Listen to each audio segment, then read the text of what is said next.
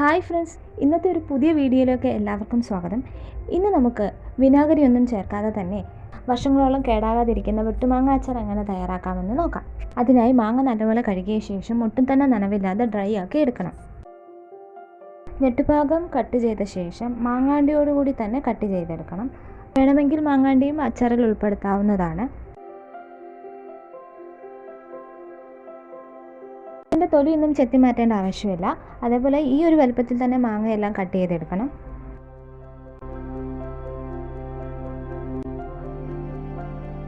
മാങ്ങയെല്ലാം നമ്മൾ ഇതുപോലെ കട്ട് ചെയ്തെടുത്തിട്ടുണ്ട്.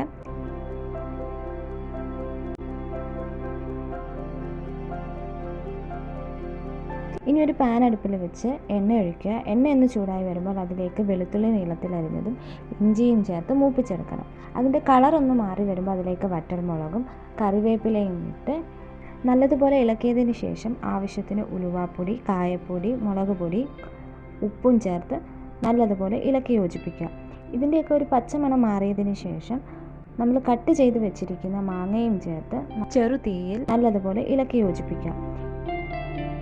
അങ്ങനെ നമ്മുടെ അച്ചാർ റെഡിയായിട്ടുണ്ട്. ചൂടാറിയ ശേഷം വെള്ളമയമൊന്നും ഇല്ലാത്ത ഒരു ജാറിലോട്ട് നമുക്ക് അച്ചാർ മാറ്റാവുന്നതാണ്.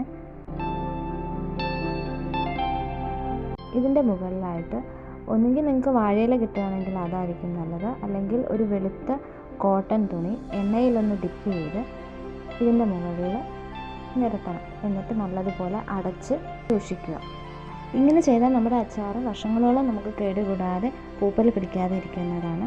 അപ്പം എല്ലാവരും ഒന്ന് ട്രൈ ചെയ്ത് നോക്കുക.